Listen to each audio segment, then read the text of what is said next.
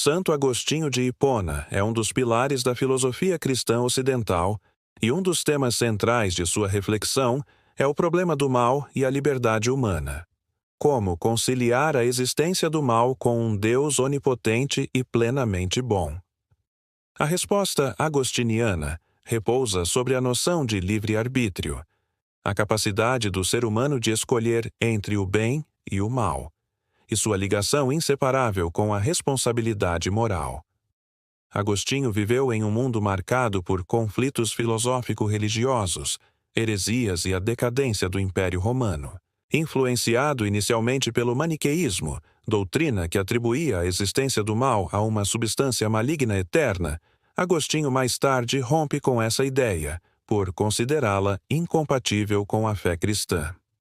Na busca pela verdade, ele passou pelo ceticismo acadêmico e, por fim, encontrou em Platão e no cristianismo uma base sólida para sua filosofia. Para Agostinho, o problema do mal não poderia ser resolvido pela dualidade maniqueísta.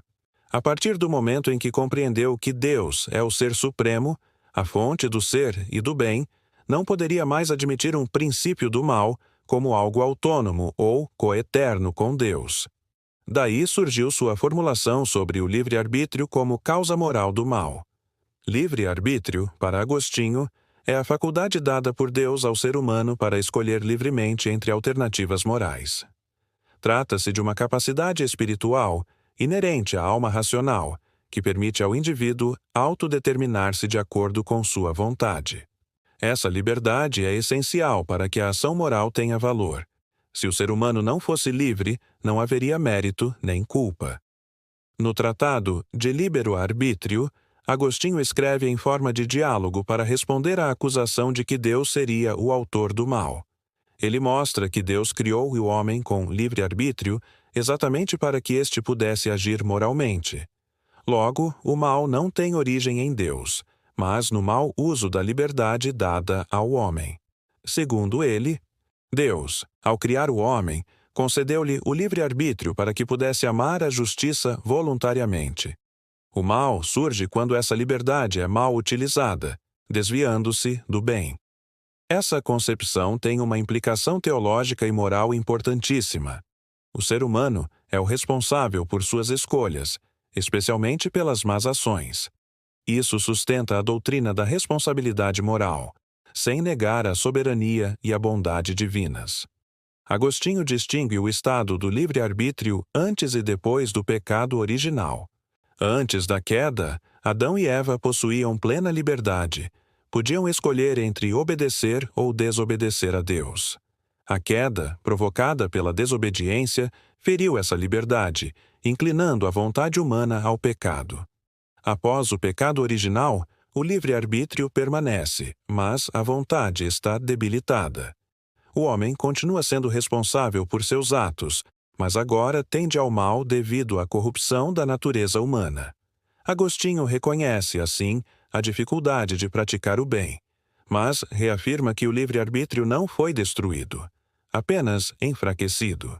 Neste ponto, ele introduz o conceito da graça como elemento restaurador. A graça divina não anula a liberdade, mas a liberta da escravidão do pecado. A cooperação entre graça e livre-arbítrio é essencial para a redenção. Não é que o livre-arbítrio seja anulado pela graça, mas antes é curado por ela.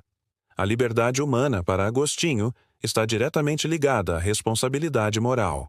O homem é julgado por Deus com base em suas escolhas. Justamente porque é livre, pode ser punido ou recompensado. Esse ponto é vital para sua defesa da justiça de Deus. Muitos perguntavam: se Deus sabe tudo e é onipotente, como o ser humano pode ser responsável? Agostinho responde que a presciência divina não anula a liberdade humana. Deus sabe o que vamos escolher, mas não determina nossa escolha. O conhecimento divino é eterno, mas não coage a vontade humana. Por isso, a justiça de Deus ao punir ou recompensar é absolutamente legítima. A liberdade implica responsabilidade, e a responsabilidade implica julgamento. Agostinho faz uma distinção entre o mal natural, doenças, desastres, e o mal moral, pecado. O mal moral, ou seja, a ação contrária à vontade de Deus, é fruto da vontade humana mal orientada. O pecado, portanto, não é uma substância nem uma força positiva. Ele é ausência de bem, desordem da vontade, afastamento da fonte do ser. Ao pecar, o homem escolhe o bem menor em detrimento do bem maior, ou seja, ama as criaturas mais do que ao Criador. Essa desordem, chamada por Agostinho de concupiscência, é a raiz do pecado humano. É por meio do livre-arbítrio que o homem peca, mas é também por ele, iluminado pela graça, que pode se converter e retornar a Deus. Em sua Teologia da Salvação, Agostinho afirma que nenhum ser humano pode salvar-se sem a graça divina. O livre-arbítrio, por si só, não é suficiente para alcançar a perfeição moral. Contudo, ele continua sendo necessário para que a pessoa acolha a graça. Essa concepção combate tanto o determinismo, que nega a liberdade, quanto o pelagianismo, que nega a necessidade da graça. Agostinho, ao refutar Pelágio, insiste que o homem precisa da ajuda divina para fazer o bem. A liberdade só é verdadeira quando está unida à verdade, e essa verdade é Deus. Assim, o livre-arbítrio redimido pela graça permite a adesão voluntária ao bem supremo. Sem graça, o livre-arbítrio é escravo do pecado. Com a graça, é elevado à liberdade verdadeira.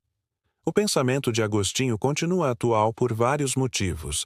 Primeiramente, porque oferece uma resposta sólida ao problema do mal sem negar a bondade divina, nem a dignidade humana. Em segundo lugar, porque sustenta a responsabilidade moral em uma era marcada pelo relativismo e pela culpabilização do outro. Além disso, sua visão sobre a interação entre liberdade e graça permanece relevante nos debates teológicos e éticos contemporâneos.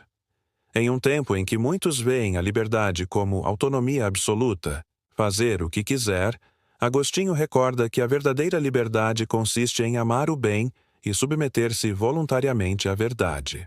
Sua antropologia cristã também fornece fundamentos para a dignidade humana, mostrando que o homem, criado à imagem de Deus, é dotado de razão, vontade e liberdade.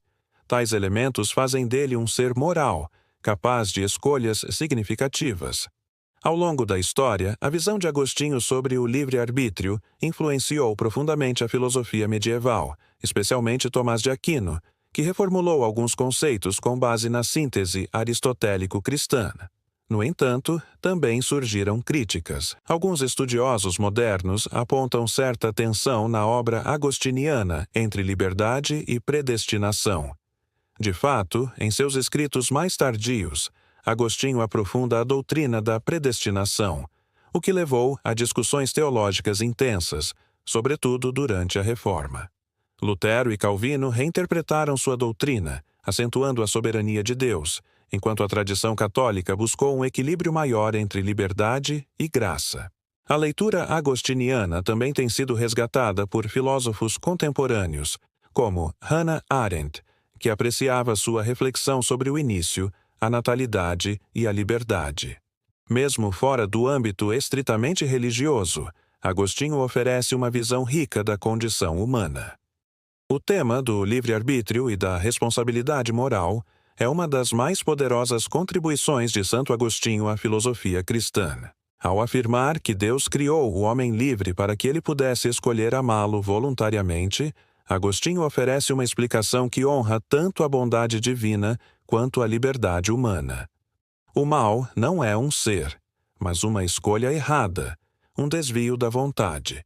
Ao mesmo tempo, o bem só pode ser plenamente vivido com a ajuda da graça divina, que não anula, mas fortalece a liberdade. Essa tensão criativa entre liberdade e graça está no coração da ética cristã e continua desafiando a mentalidade moderna. Agostinho ensina que somos livres, sim, mas essa liberdade traz consigo uma responsabilidade diante de Deus, do próximo e de nós mesmos. Por isso, sua filosofia é, acima de tudo, um chamado à conversão do coração, ao amor à verdade e à prática do bem.